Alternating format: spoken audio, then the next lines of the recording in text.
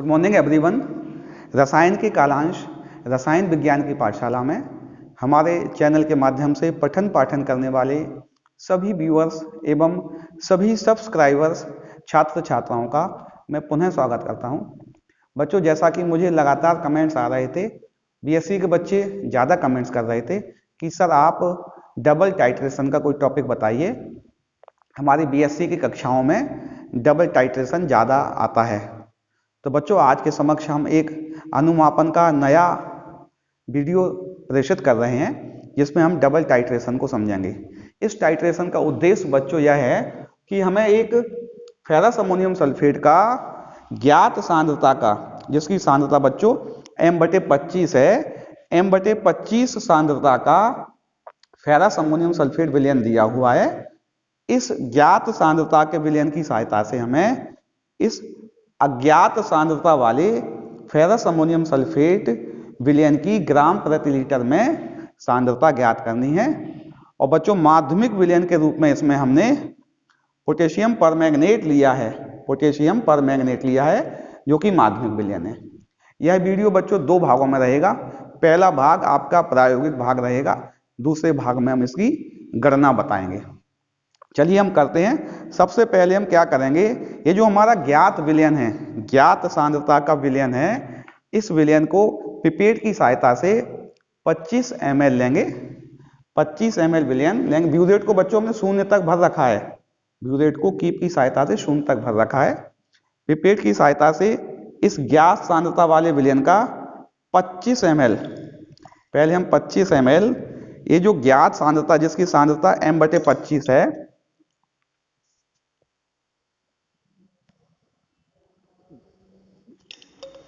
इसका 25 ml हम इस पिपेट की सहायता, पिपेट में 25 ml का एक निशान होता है बेटा, अगर थोड़ा बहुत कम बढ़े तो थोड़ा ज्यादा आ गया इसमें, आपको दिख रहा होगा बूंद बूंद करके हम इसको कम कर रहे हैं।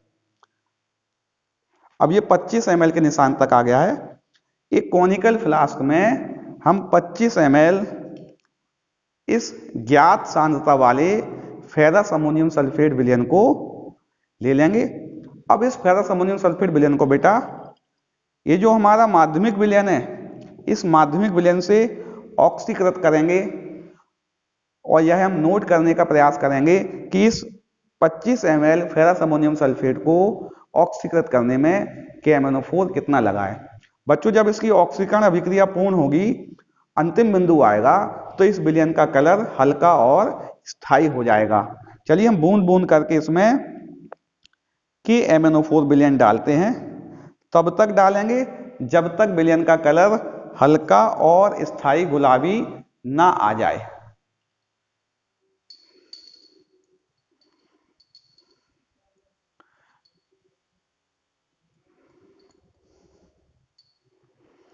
अभी देखिए KMnO4 हम डाल रहे हैं तो विलयन का कलर उड़ रहा है। ये जो माध्यमिक विलयन है, इसको डालने पर विलयन का कलर अभी उड़ रहा है।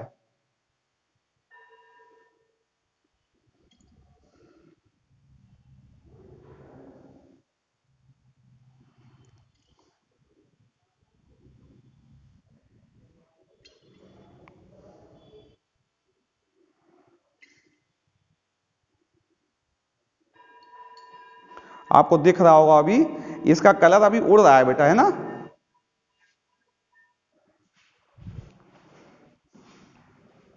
थोड़ा वहां कैमरे में टेक्निकल प्रॉब्लम थी।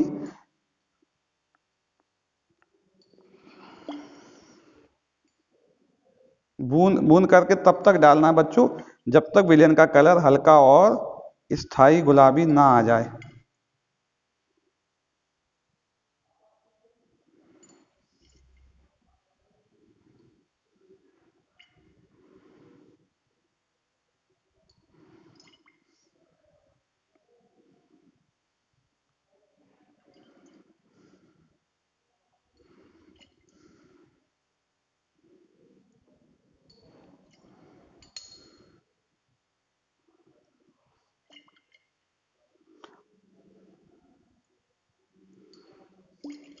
देखो बेटा, अब विलयन का कलर हल्का और स्थायी गुलाबी आ गया है।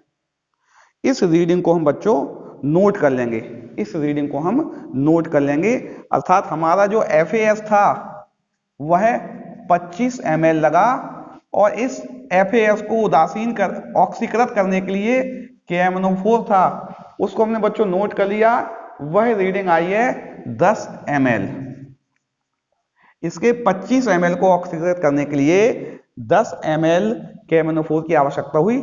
यही रीडिंग बच्चों हम अपने टाइट्रेशन के जो प्रैक्टिकल है 3 बार इस प्रयोग को करेंगे, तीनों बार की रीडिंग नोट कर लेंगे।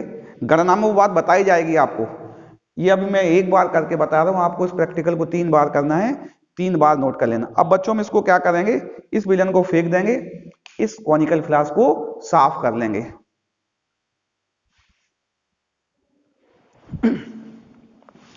हमारा कॉनिकल फ्लास्क बच्चों साफ हो चुका है। अब यही क्रम हमने ब्यूरेट को पुनः 0 तक भर लिया है। अब यही क्रम हम बच्चों जो हमारा दूसरा अज्ञात सांद्रता का फेरस अमोनियम सल्फेट का विलयन है, इसी क्रम में 25 ml इसको भी हम पिपेट से लेंगे बेटा, और इसको ऑक्सीकृत करने के लिए कितना KMNO4 लग रहा है उस बात को भी हम नोट करेंगे।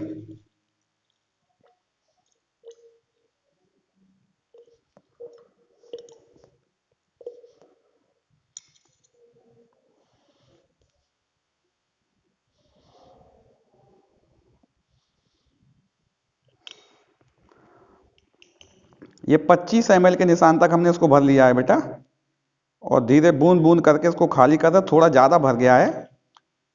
पिपेट की सहायता से हमने अज्ञात सांद्रता का पोटेशियम परमैंगनेट विलयन 25 ml ले लिया है। इस 25 ml को ऑक्सीकृत करने के लिए कितना KMNO4 लगेगा उस बात को हम इस प्रैक्टिकल में दोबारा करते हैं बेटा। हल्का और स्थायी गुलाबी कलर कितने पे आ रहा है उस बात को हम नोट करेंगे।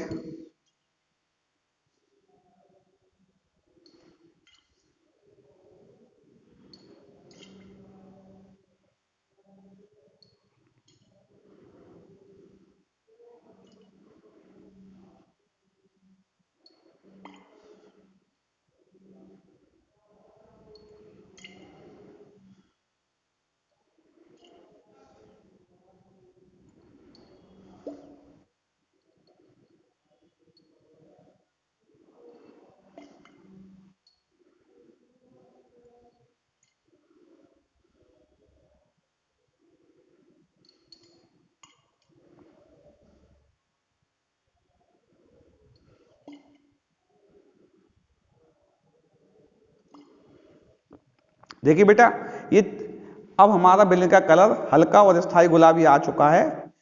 इसमें हमें 5 ml KMNO4 डालना पड़ा। 5 ml KMNO4 ने ये जो हमारा 25 ml फेरस अमोनियम सल्फेट था ज्ञात, उसको ऑक्सीकृत कर दिया। अर्थात हमारी बच्चों दूसरी रीडिंग मिल गई है। जो FAS था पहली रीडिंग हो गई, दूसरी रीडिंग में भी FAS 25 ml लिया था, और जो हमारा KMNO4 लगा इसको ऑक्सीकृत करने के लिए वह 5 ml लगा। इस रीडिंग को भी 3 बार करेंगे, इसे भी 3 बार करेंगे और इसे भी 3 बार करेंगे।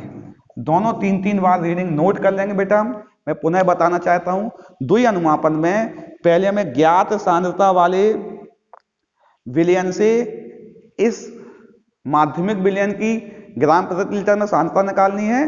फिर इस माध्यमिक विलयन से हमें बच्चों अज्ञात विलयन की सांद्रता निकालनी है। तो प्रैक्टिकल में क्या करना है, हमें पिपेट में दोनों 25-25 ml लेना है, ज्ञात और अज्ञात, और माध्यमिक विलयन को तब तक डालना है उनमें जब तक कि विलयन का रंग हल्का और स्थायी गुलाबी ना आ जाए।